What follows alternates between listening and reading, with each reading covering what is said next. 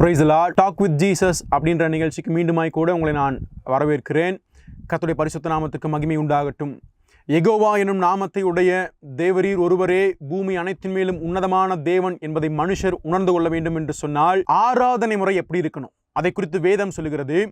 148ஆம் சங்கீதத்தினுடைய முதல் வசனம், அல்லேலூயா, வானங்களில் உள்ளவைகளே கர்த்தரை துதியுங்கள், உன்னதங்களிலே அவரை துதியுங்கள். வேதம் கட்டளையாக சொல்கிற வார்த்தை என்னவாம்? வானங்களில் உள்ளவைகளே அவரை துதியுங்கள், உன்னதங்களிலே அவரை துதியுங்கள். தேவனை துதிக்கிற, தேவனை மகிமைப்படுத்துகிற ஒரு ஆராதனையும் உன்னதங்களிலே செய்யப்பட வேண்டுமாம். உன்னதத்திலே தேவனுக்கு துதியை ஏறெடுக்க வேண்டுமாம். என்ன பிரதர் சொல்றீங்க? நாங்களே பூமியில தான் வாழ்ந்துட்டு இருக்கிறோம், எப்படி உன்னதத்தில் போய் ஆராதிக்கிறது? பூமியில தான் நம்ம ஆராதிக்க முடியும் அப்படின்னு சொல்லி நீங்க கேட்கலாம். உண்மைதான். ஆனால் உன்னதத்திலே செய்யப்படுகிற ஆராதனை குறித்து ஒரு சில இமேஜஸை வேதம் காண்பிக்கிறது. அந்த ஆராதனையை பூமியில் நாம் செஞ்சா அதுல தேவன் மகிமைப்படுவார்.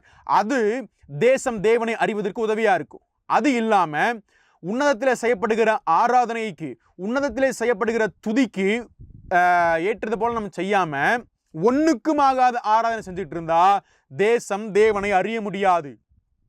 அதைத்தான் வேதத்திலிருந்து நான் வாசிக்க போறேன். உன்னதத்தில் செஞ்ச ஒரு ஆராதனை குறித்து ஏசாயா சொல்றாரு. 6ஆம் அதிகாரம், ஏசாயா 6ஆம் அதிகாரத்தினுடைய முதல் வசனத்தை நான் வாசிக்கிறேன். உசியா ராஜா மரணம் அடைந்த வருஷத்திலே ஆண்டவர் உயரமும் உன்னதமுமான சிங்காசனத்தின் மேல் வீற்றிருக்க கண்டேன். அவருடைய வஸ்திரத்தங்களால் தேவாலயம் நிறைந்திருந்தது. சேராபின்கள் அவருக்கு மேலாக நின்றார்கள். அவர்களில் ஒவ்வொருவனுக்கும் அவ்வாறு செட்டைகள் இருந்தன.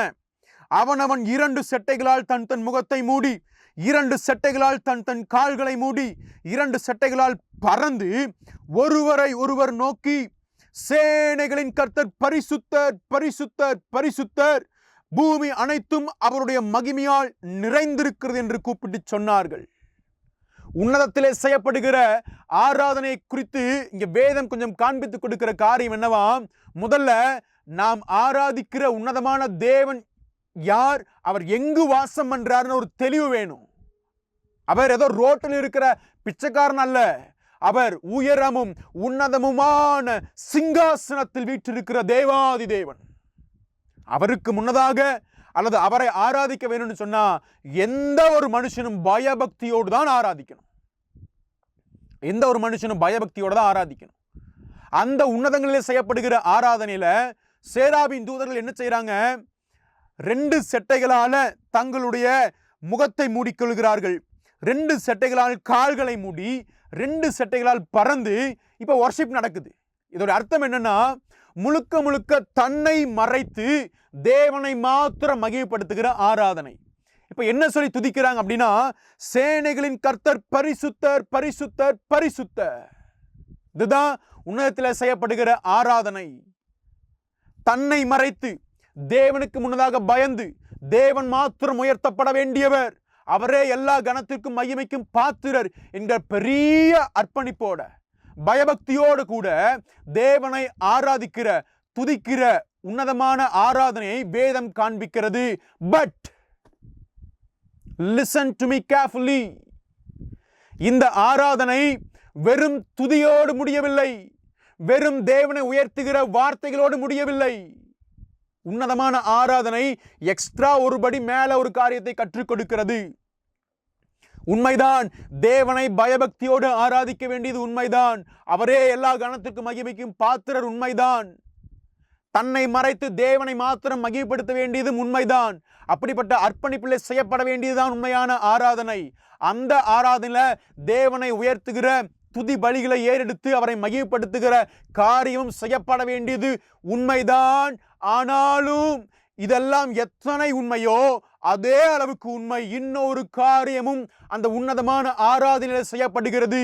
அது என்ன? பூமி அனைத்தும் அவருடைய மகிமையால் நிறைந்திருக்கிறது என்று கூப்பிட்டு சொல்லுகிறார்கள். உன்னதமான ஆராதனை கற்றுக் கொடுக்கிற ஒரு முக்கியமான லெசன் என்ன? தேவனை உயர்த்துகிற அதே வேளையில பூமி முழுவதும் தேவனை அறிய வேண்டும் என்கிற ஆத்தும பாரத்தையும் வெளிப்படுத்துவதுதான் உன்னதங்களிலே செய்யப்படுகிற உன்னதமான ஆராதனை. உன்னதமான ஆராதனை வெறும் மியூசிக்கை மட்டும் அல்லது வெறும் பாட்டை மட்டும் காண்பித்து கொடுக்கவில்லை.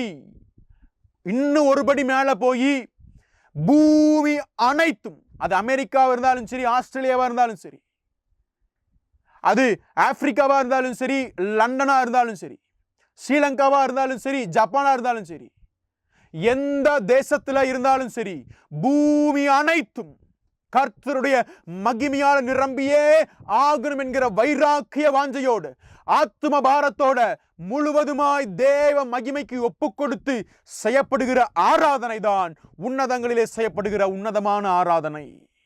அப்ப இந்த ஆராதனையுடைய அவுட்புட் ரிசல்ட் என்னன்னா, ஆத்தும பாரம் வெளிப்படணும்.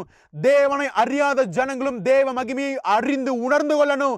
எல்லா ஜனங்களும் தேவனுக்கு முன்பதாக நடுங்கி பயப்படணும். எல்லா முழங்கால்களும் முடங்கணும்.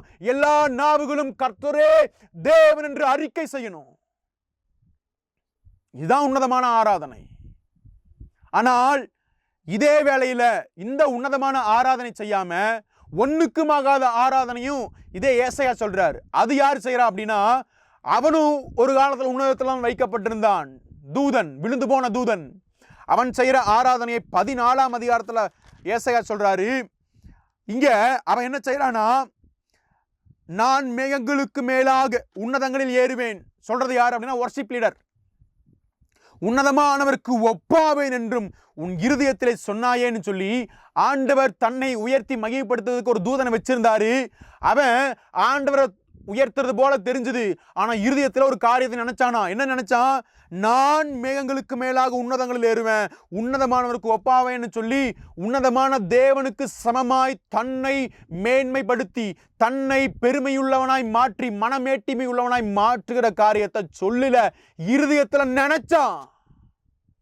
அதனால அவன் தள்ளப்பட்டான். இதுதான் ஒண்ணுக்குமாகாத ஆராதனை. உன்னதமான ஆராதனை தன்னை தாழ்த்த வச்சது, தேவனை மாத்திர உயர்த்த வச்சது, தேவனுக்கு முன்னதாக பயந்து தன்னை மறைத்து தேவனை மகிமைப்படுத்தி வச்சதோடு மாத்திரம் இல்லாமல், தேவனை துதித்து உயர்த்தி பாடுகிற காரியத்தை செய்தோடு மாத்திரமல்லாமல், தேவனை அறியாத ஜனங்களும் தேவனை அறிந்து கொள்ளும் ஆத்தும பாரத்தை வெளிப்படுத்துச்சு. ஆனா இங்க வெளிப்பட்டதெல்லாம் ஒன்னே ஒண்ணுதான், தன்னுடைய சுய மகிமை, தன்னுடைய சுயபுராணம், தன்னுடைய மேட்டிமை. ஒண்ணுக்குமாகாத ஆராதனை. இந்த ஆராதனையில பாட்டு பாடினது போலதான் தெரிஞ்சது. ஆனா இருதயத்துல முழுக்க முழுக்க சுய மகிமை, வீணான பெருமை, மேட்டிமை. ஆனா இந்த ஆராதனையில பயங்கரமான மியூசிக் இருந்துச்சு. அதையும் வசனம் சொல்லுது பாருங்க, 11ஆம் வசனம், உன் ஆடம்பரமும் உன் வாத்தியங்களின் முழக்கமும். அப்ப பர்ஃபெக்டா மியூசிக்கல் இன்ஸ்ட்ருமெண்டலா இருந்துச்சு. ஆனா அந்த ஆராதனையில இணைஞ்ச எல்லாத்தையும் சேர்த்து ஆண்டவர் சொன்ன ஒரு காரியம் என்ன அப்படின்னா, பாதாளத்திலே தள்ளுண்டு போயிற்று, புழுக்களே உன் படுக்கை, பூச்சிகளே உன் போர்வைன்னு சொல்லி தேவனை மகிமைப்படுத்தாமல் தன்னைத்தான் உயர்த்தி உன்னதமானவருக்கு ஒப்பாகணும்னு சொல்லி வீணான பெருமையோடு செஞ்ச ஆராதனைக்கு ஆண்டு கொடுத்த ரிசல்ட் என்னன்னா, பாதாளத்திலே தள்ளிவிட்டார். மியூசிக்ஸ் வாசங்களும் தள்ளி விட்டுட்டாரு.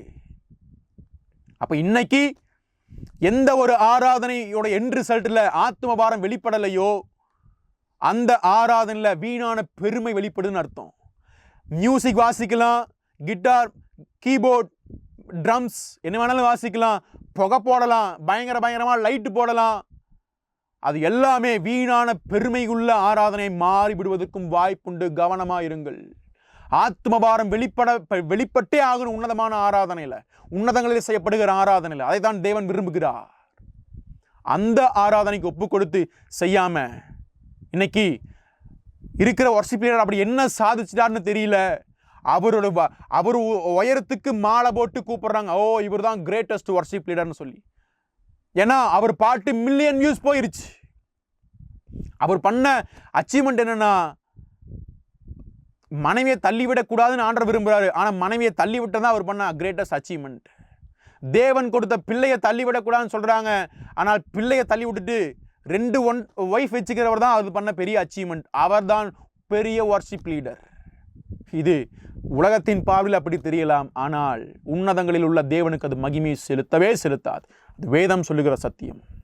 அதனால ஆண்டவரே, எங்களை மறைத்து உம்மை மகிமைப்படுத்த எங்களை இன்னும் தாழ்த்தி வெறுமையாக்குவதோடு மாத்திரமல்லாமல் பூமி அனைத்தும் உம்முடைய சத்தியத்தை அறிந்து உம்முடைய மகிமையை காணும்படிக்கு கர்த்தரே தேவன், கர்த்தரே தேவன் என்றே ஆர்ப்பரிப்போம். கர்த்தரே தேவன், கர்த்தரே தேவன் என்றே ஆர்ப்பரிப்போம். எலியாவின் தேவன் நம் தேவன், வல்லமையின் தேவன் நம் தேவன். எலியாவின் தேவன் நம் தேவன், வல்லமையின் தேவன் நம் தேவன். தாசர்களின் ஜெபம் கேட்டார், வல்ல பெரும் காரியம் செய்திடுவார். தாசர்களின் ஜெபம் கேட்டார், வல்ல பெரும் காரியம் செய்திடுவார். கர்த்தரே தேவன், கர்த்தரே தேவன் என்றே ஆர்ப்பரிப்போம். கர்த்தரே தேவன், கர்த்தரே தேவன் என்றே ஆர்ப்பரிப்போம். உன்னதங்களிலே தேவனை உயர்த்துவோம். தேசம் உன்னதமான தேவனை அறியட்டும். ஆமென்.